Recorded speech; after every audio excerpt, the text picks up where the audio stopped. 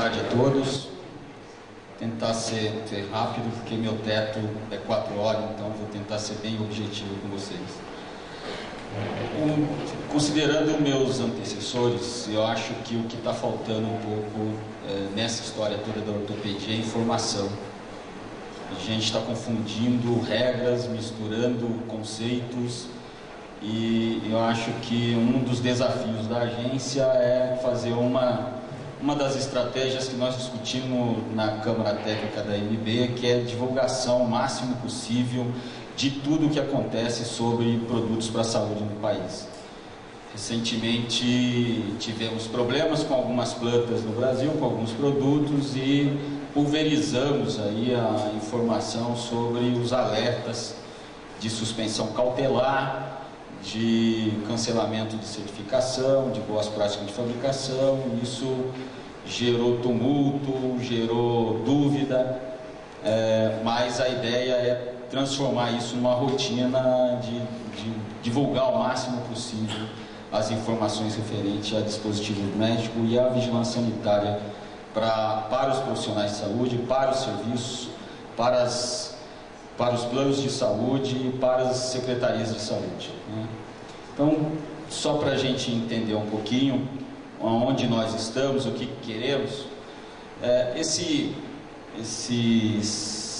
essas 3 esferas aqui mostram um pouquinho onde nós estávamos há 10 anos atrás. Era uma coisa aberta, sem controle, o conhecimento sobre produtos era escasso. Existia também uma divulgação de que produto nacional era pior do que produto importado, e aí vai. Estamos hoje aqui de uma forma mais transparente com os processos, e queremos chegar a uma consolidação de informação e de fatos no controle de risco de produtos e dispositivos médicos. Então, aqui de uma forma mais clara, no início baseávamos pela experiência dos profissionais, trabalhamos na construção do controle que existe atual, e o desejável é uma situação de segurança de produtos. Então, o passado distante, aí, em 1993 se publicou a portaria SAS número 1, que regulamenta pela primeira vez dispositivos médicos, disposto na Lei 6360 de 76. Então, se alguém quer entender um pouquinho o que é vigilância sanitária, o que é controle de produtos para a saúde, tem que começar entendendo a legislação de 1976. Então, por incrível que pareça, o que a gente está discutindo aqui parece uma coisa nova, mas ela é muito antiga, né? Podemos não estar no estágio atual, como mostrei anteriormente, mas é uma coisa antiga e está na hora da gente divulgar um pouco mais isso. E levava em consideração 2 processos: classificação de risco de produto e o seu registro. Também se trabalhou na implantação de certificação da conformidade de produtos com uma parceria com o Inmetro, e é o que vocês encontram hoje por aí, né? Atualmente temos mais recente aí a certificação de luvas, certificação de seringas, agulhas e equipos, que é outra maneira de se fazer controle desses produtos. Implantação de certificação de boas práticas de fabricação, iniciou todo esse processo pelos fabricantes nacionais, e em 2009, com a vigência em 2010, teve a publicação da RDC 25, que é um dos temas que nós estamos discutindo aqui, que é a obrigatoriedade de inspeção para fabricante estrangeiro. Na realidade, o que foi feito com essa RDC é tornar isonômico uma legislação prevista desde 1976. Então, não inventamos nada, só trazemos para um escopo do ambiente nacional aquilo que também chega via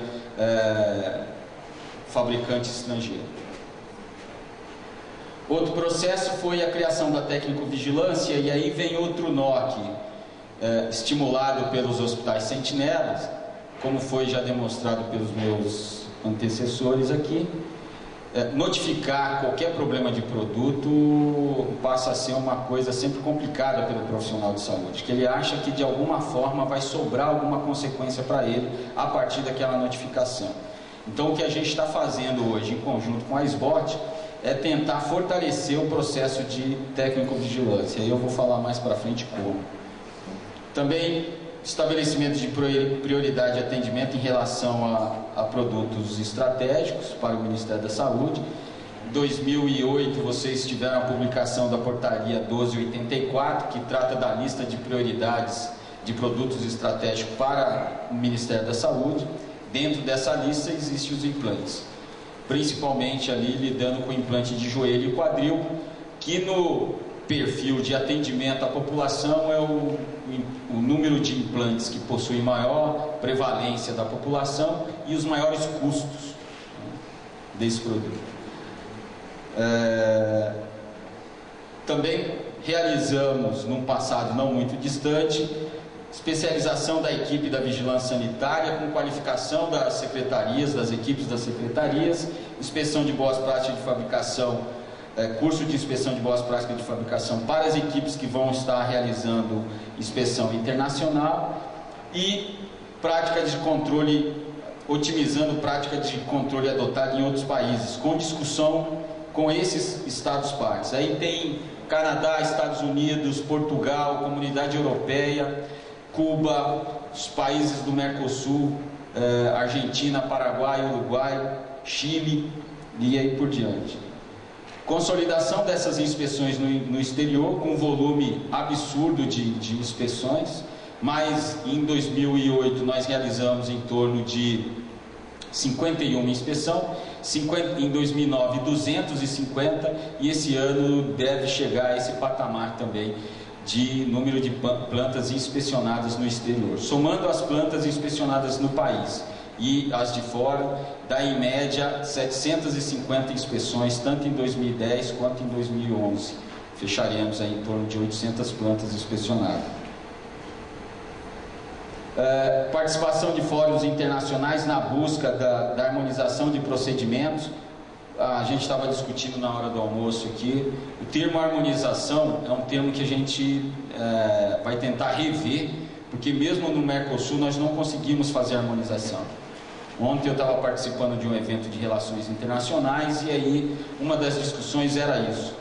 A harmonização no Mercosul envolve você internalizar a regra a partir do que foi consensuado entre os Estados partes na íntegra. O Brasil utilizar uma regra na íntegra é uma coisa, o Paraguai é outra. Quantos fabricantes nós possuímos e quantos fabricantes possui o Paraguai? Quantos fabricantes possui o Uruguai? Quantos fabricantes possui a Argentina? O PIB da Argentina é do tamanho do PIB do estado de São Paulo. Então, você falar em harmonização em estados tão diferentes, em matéria de infraestrutura, de estrutura e de condições regulatórias, é muito complicado. Então, às vezes fica uma coisa só no papel e o que a gente está tentando modificar é partir para a convergência de regulamento e harmonização de ações, né? Que é diferente de eu internalizar uma resolução na íntegra. E a busca do reconhecimento mútuo, que é outra coisa muito difícil. Já falaram para a gente, por que não aceitam um certificado do FDA? Desde que o FDA aceite um certificado da Anvisa, nós faremos isso. Enquanto isso não acontecer, então tem um processo aí de discussão, de iniciar por troca de informações sigilosas, que já vem acontecendo, até chegar a esse modelo de harmonização de reconhecimento mútuo, que é muito difícil, porque além de uma questão regulatória, existe aqui por trás disso uma questão de mercado. Mesmo que nem a agência, nem o FDA cite esse processo, existe uma questão de mercado instalado. Os países vão defender o seu mercado. Então não adianta pensar, já foi registrado no FDA, o Brasil deveria aceitar. Não. Muitas das coisas que foram registradas no FDA apresentaram problema nos últimos anos. Não sei se vocês acompanharam aí a história de marca-passo, stent, desfibrilador. Se a gente tivesse aceito esse processo, estaria com um monte de porcaria aqui no país. Sem contar aquilo que é importado sem a nossa autorização, um caso recente de importação de lixo hospitalar sendo utilizado em Pernambuco numa indústria de tecido, e o lixo que veio junto, porque o problema não era o tecido, era o que tinha de agulha, seringa, equipo e todo o resto do lixo hospitalar sendo desovado no país. Então, tem todo esse escopo. O controle sanitário envolve questões muito mais amplas que somente um ato médico, né? No nosso presente mais recente aqui, tem, de uma das coisas que foi sinalizada aqui, ajuste no sistema de registro, com ampliação da abrangência e simplificação de processos. A gente tem uma lista de produtos aí, a classificação de risco dos produtos vão de classe de risco 1 a 4, quanto maior o número, maior a classe de risco, e implante ortopédico, dependendo do tipo de implante, pode variar de classe de risco 3 a 4. Então, implante é considerado um produto de alto risco.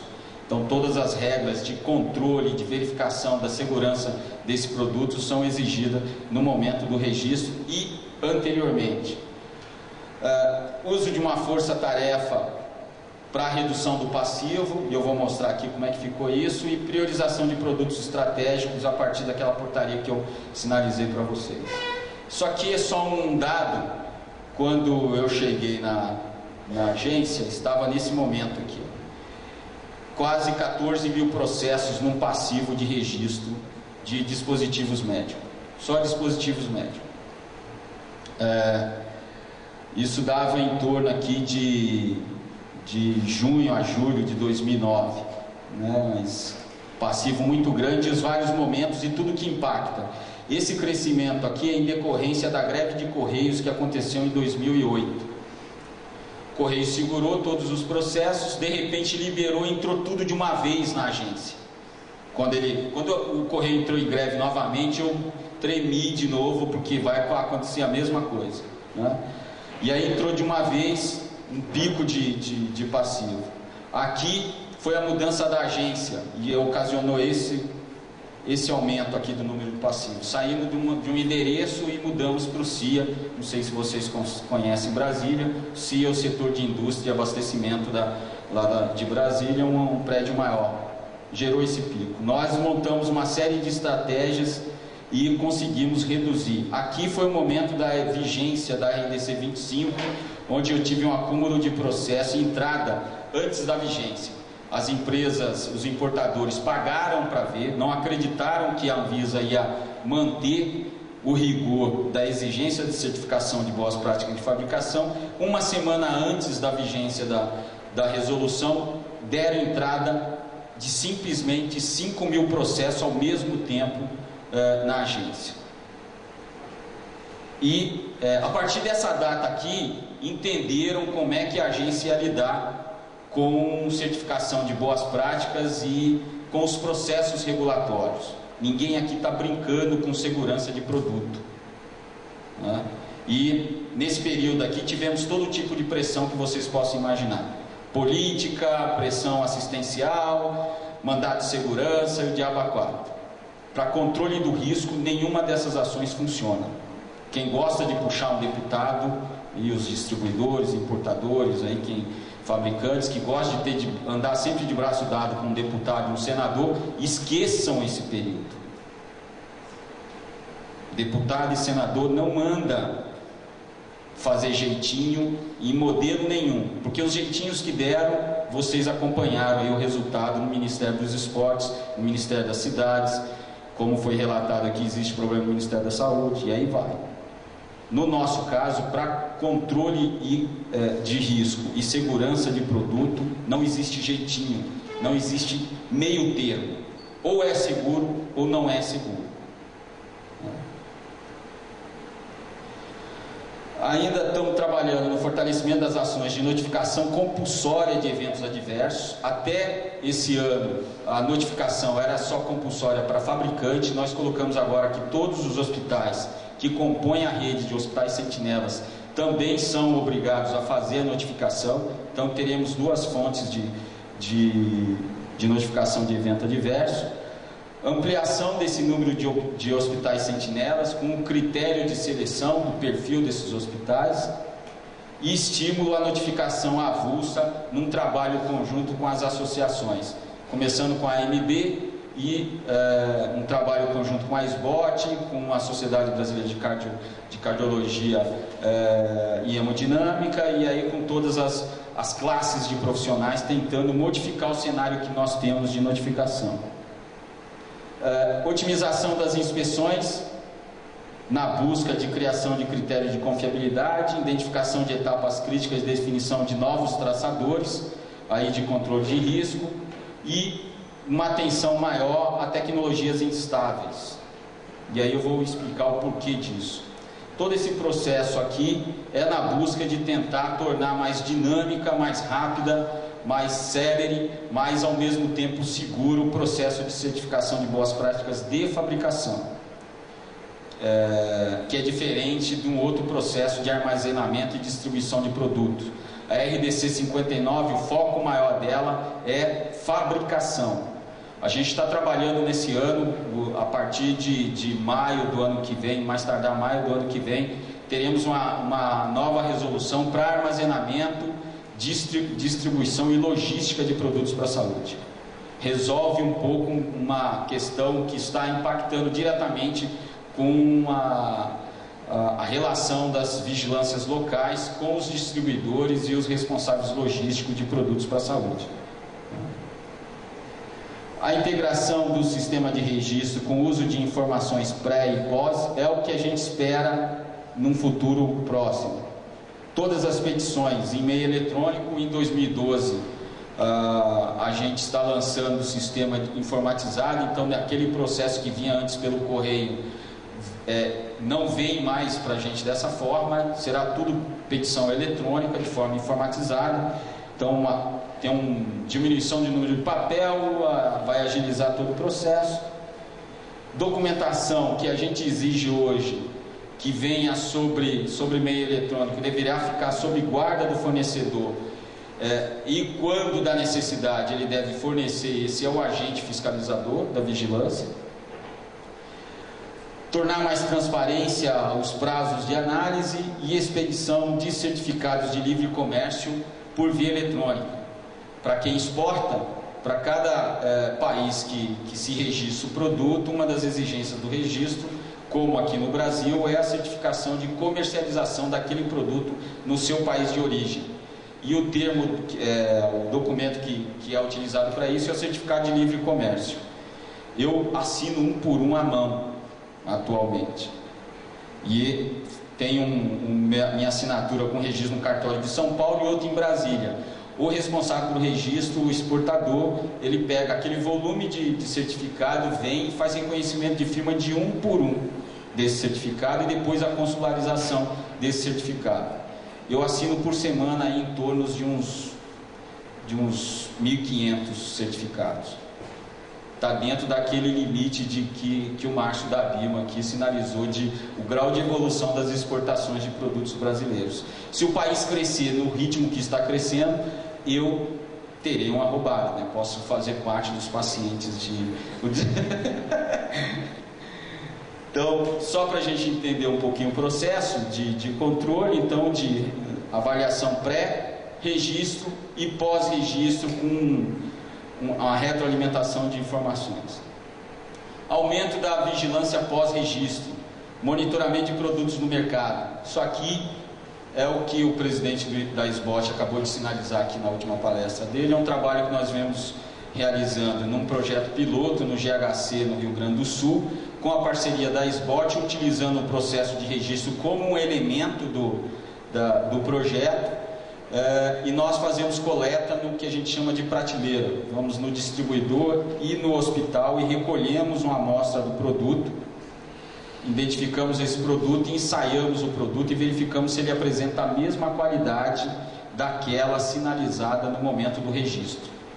Vou dizer para vocês uma coisa, aquela foto que o presidente mostrou aqui, os resultados que nós encontramos não são muito diferentes daqui, tanto de produtos nacionais quanto importados. A questão toda é que o registro ele é um momento, ele tem um tempo de validade de 5 anos. O fabricante se prepara para aquele momento do registro e depois, conforme a demanda, ele vai perdendo o controle sobre o seu sistema da qualidade. Então, a maneira da gente fazer um maior controle desse processo é o monitoramento de produto pós-mercado. Começamos com implante de quadril e joelho e vamos ampliar isso para aparelho auditivo, marca-passo, tomógrafo, ressonância magnética, todos aqueles elementos da lista de prioridades da portaria 1284. Tá? Ressonância magnética e tomógrafo é um pouco mais complicado porque a gente está estruturando a rede de laboratório para conseguir fazer os ensaios.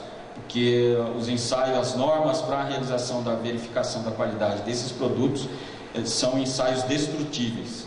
Então faz o monitora e destrói o equipamento, ele não serve para mais nada. Então é bem complicado até pelo porte do equipamento. Implante é menor, é mais fácil de mobilizar, fazer a logística de controle. A minha expectativa é que antes do final do ano seja publicado o Programa Nacional de Monitoramento de Dispositivos Médicos no país. E aí criamos um novo fato, um marco regulatório no controle e na segurança de produtos para a saúde oferecido pela população brasileira. Mais um momento escutaremos aquelas falácias de que vai fazer isso, vai acontecer aquilo, a Anvisa é autoritária, blá, blá, blá, blá, blá, mas se a gente não fizer isso, corremos o risco que daqui a 65 anos utilizaremos uma prótese passaremos pelo aquele modelo que vimos aqui no último slide. Tá? Fortalecimento da investigação de eventos adversos, pelo fortalecimento da rede de hospitais sentinelas e uma outra proposta que estamos discutindo com o Ministério da Saúde, que é a notificação de eventos adversos por hospitais de alta complexidade. O hospital se habilitou para alta complexidade, tem que fazer a notificação. Tá? Utilização de novas ferramentas de rastreabilidade, e aí a história das etiquetas para implante é uma das ferramentas, vamos ampliar isso para outros e fazer essa maior discussão. E aqui, modelo de controle sanitário do risco. Né? Tendo autorização de funcionamento, que quem trabalha com as vigilâncias aí entende o que é isso, que é a bendita AF, autorização de funcionamento de estabelecimentos.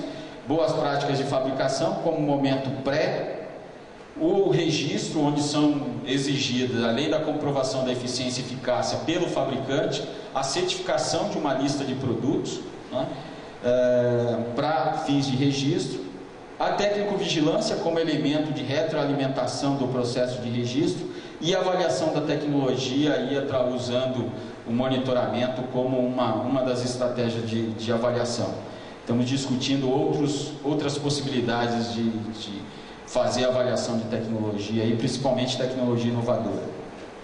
E aí, o seguinte, essa marca aqui, a gente tem uma foto dela de 1943. Isso aqui é de 2009, essa foto. A mesma estrutura, está até hoje. Ou essa tecnologia aqui é muito boa, ou a gente está mal das pernas. Aí quando eu olho para o lado, vocês logo olharam para isso aqui, né? Pensaram que o meu foco era o paciente. Meu foco é o paciente, mas o meu negócio aqui antes é isso aqui, para mostrar que não necessariamente uma tecnologia inovadora resolve um problema de saúde. Tá? O cara está com a maca vazia, o paciente aqui, deitado, o acompanhante. E aí a gente tem, estou falando isso porque faço parte do Ministério da Saúde, estou no Ministério desde 2001, ou seja, quase 11 anos, e nós discutimos humanização. E a humanização não é uma coisa que tem que estar escrito numa política somente. As pessoas têm que fazer um ato humanizado, né? Tem que deixar de ser ser humano, porque o ser humano é um ser perverso, infelizmente, né? E o termo deveria ser outro, porque ser humanizado é ser perverso. Isso aqui é perversão total, né? Irresponsabilidade. E aí de quem? São irresponsabilidade dos profissionais que lidam, e aí enfermeiro, psicólogo, médico, todo mundo que está relacionado a isso aqui, dos gestores, de fabricante, de todo mundo, da sociedade, responsabilidade da sociedade, né? Temos responsabilidade, pagamos impostos, temos responsabilidades. Então está na hora da gente, o que foi foco de discussão aqui é repensar, né? Repensar o nosso papel na sociedade. Por último, acho que acabou a pilha aqui, é tentar ficar nessa situação, olha, né? Assim, uma hemodiálise com a galera da média idade feliz da vida, tem um que está meio doidão ali escutando uma música, né? Num processo de qualidade.